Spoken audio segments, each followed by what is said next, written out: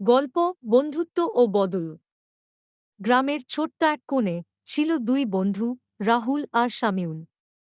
ছোটবেলা থেকে একসাথে বড় হওয়া, একই স্কুল, একই মাঠে খেলাধুলা, সবকিছুতে তাদের ছিল এক অদ্ভুত বন্ধন।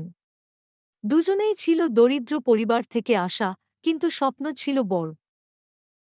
রাহুল সব সময় পড়াশোনায় খুব মনোযোগী ছিল। সে শহরে গিয়ে ইঞ্জিনিয়ারিং পড়ার সুযোগ পায়। সামিউল ছিল একটু চুপচাপ, বইয়ে তেমন মন বসত না। সে গ্রামেই থেকে যায়, বাবার ছোট কৃষিকাজে সাহায্য করে। বছর ৫ পর রাহুল ফিরে আসে। কিন্তু এবার সে শুধু রাহুল না, বড় এক সফটওয়্যার কোম্পানির মালিক। বিলাসবহুল গাড়িতে করে আসে সে, সাথে অনেক লোকজন, ক্যামেরা, সাংবাদিক। গ্রামের সবাই তাকিয়ে থাকে বিস্ময়ে। শামিউল দূর থেকে দেখে মনটা একটু হু হু করে ওঠে।